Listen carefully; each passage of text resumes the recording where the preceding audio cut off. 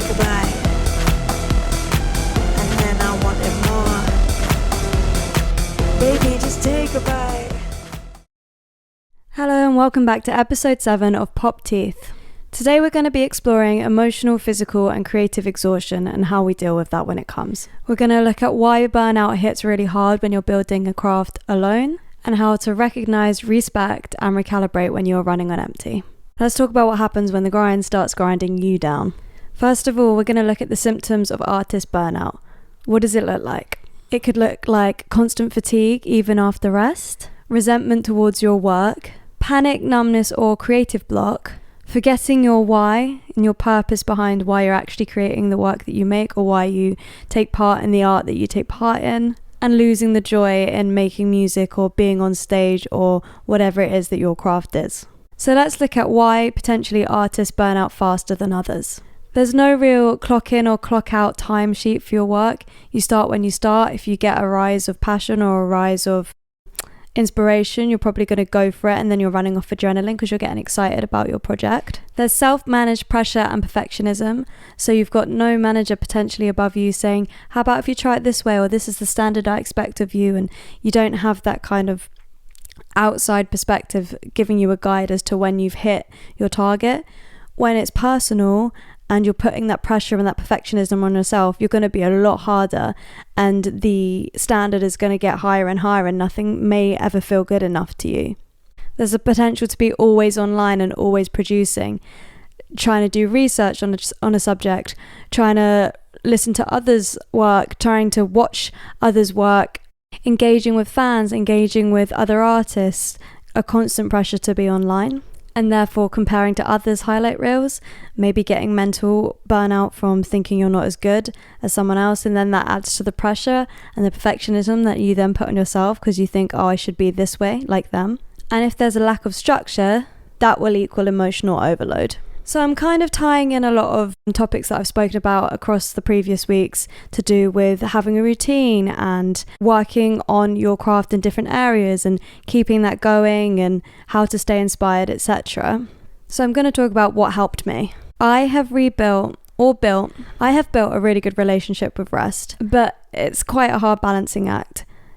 Some days I over rest, and if I'm being too restful, then I consider myself to be lazy and I just get in a slump. I just want to watch TV and call it a rest day kind of thing. But the rest that I really prioritize is my sleep and make sure that I get enough sleep. There's always pressure, usually like in a rehearsal space or a performance space, like go out for a drink afterwards, and sometimes I love doing that to, engage socially with my co-workers or whatever, but 99% of the time I'm going to choose to go home and rest. Something else that helped me is that I make silence a part of the process. So I do a lot of research, watching musical theatre, watching plays, watching pop artists and other musicians, going to gigs, going to concerts, watching things live, watching things online, reading, looking at styles, all of that kind of thing. And that can be very overstimulating. So I often have times where I'm not listening to any music, I'm not watching anything, I'll go for a walk, something like that, and just kind of be happy with the silence and let that balance out everything else that I've been studying. Going back to something I mentioned a couple of weeks ago with regards to social media, I've been creating a lot without posting, without sharing it, just to keep being an artist.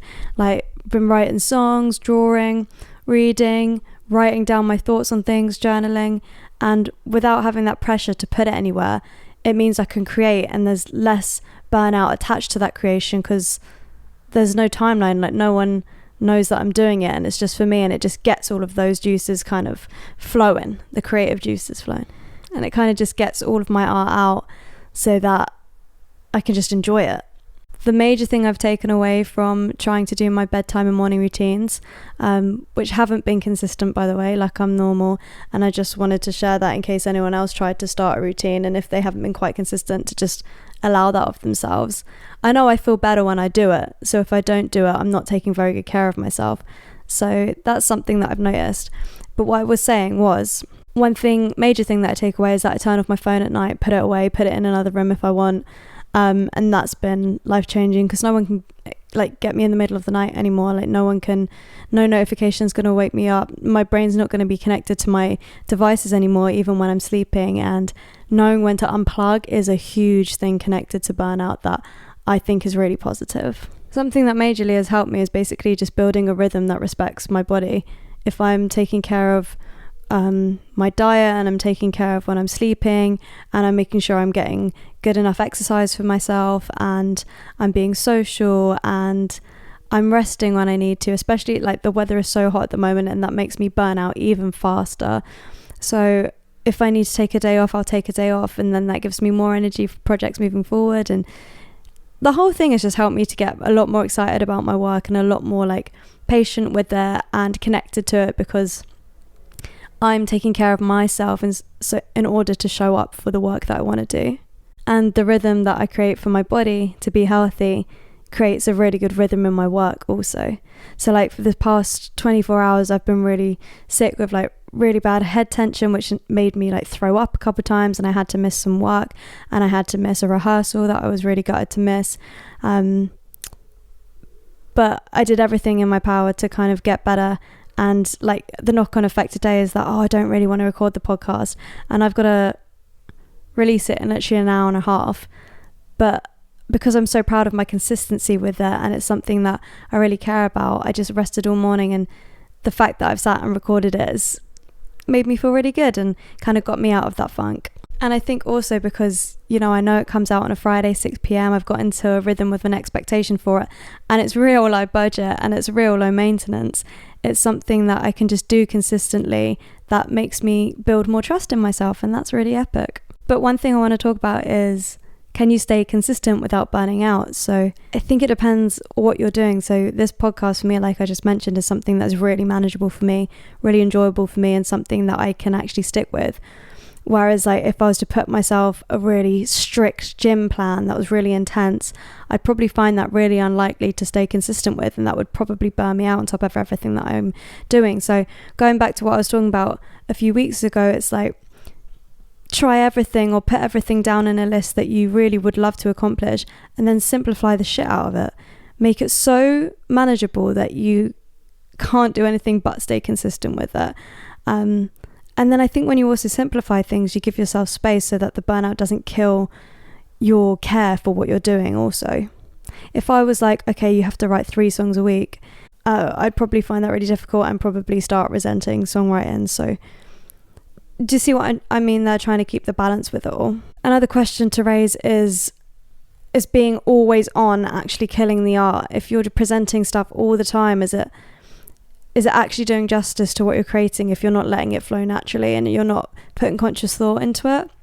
I just think if I was posting on social media all the time, constantly there, new thing, I think it would do really well for people who just scroll, but for people who actually care about art and want to engage with it, I just don't think they'd be interested in anything that I have to say. I don't really like short form stuff, so being always on and always being Mimah just doesn't work for me. My art exists in its own little world, and it's a project after a project after project, and that's how I mentally cope with it and don't burn out with it, because I'm not walking around the streets being Mimah all the time. I think you just have to give yourself permission to have a break and just say, look, having a break doesn't mean that you are being lazy or you're not working hard or you don't care about what you're doing. It's giving yourself some time to balance and reset and think about your work and maybe reflect on it a bit in order to carry on in a really healthy way artistically. Even the best artists go quiet sometimes and then they come back better. Like one of my favourite artists is Stromae, and he really struggles with depression, and he had an incredible career, like millions of fans, about 12 years ago now, and then he went quiet for 10 years. He had an amazing song called All Laws on Dance, amazing album called Raxine Carey, if I'm pronouncing that right, and then hiatus for 10 years because he was struggling with his mental health and kind of, other personal issues. And when he came back with a beautiful new album. People jumped straight back on it. They were craving it because he's such an amazing artist and he puts so much care and love into his work. And now he's having to take a break again because he's got to take care of himself. And so that's an artist at the top of their game, just not shoving himself down everyone's throats all the time. He makes his work, people love it, people enjoy it, and then he takes the time that he needs so that he doesn't go over the edge.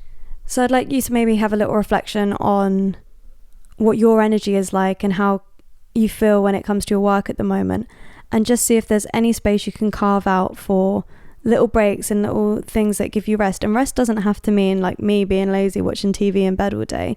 Rest can mean going to the beach or going into nature for like an hour's walk, or having a phone call with a friend or something like that. And if you're someone like me who just keeps going, has a lot of energy and stamina to do things, I find it hard to just naturally take rest. So I've decided to like carve it out in my diary, in my schedule, to say, actually no, this day I'm having off and I can do whatever I want with it. I can go get ice cream, I can go chill and just be myself for a minute without having to attach myself to my work. And so I would invite you to kind of check in with yourself and see if there's any days you can carve out to dedicate to yourselves. And I just want to make a point that if all of this resonates with you and you are really hard working with your craft, you're not lazy if you take a break. You're just tired, and in order to get back to creating from a really healthy space, you have to take care of that fatigue and re-energize yourself and come up with little things that really support you in your work and in your mental health too. So I hope you enjoyed today's episode. It was a quick one, but it's kind of relevant to what I'm going through at the moment. And next week we'll chat about something maybe a lot more industry focused, as I've been talking about mental health and support for a while, and I think it'd be fun to switch that up. But until then, have a great week. Share this with anyone you feel might benefit from a little kind of reassurance that it's okay to take a little break. You're not lazy, you're just a little tired and are working really hard. See you on the next one.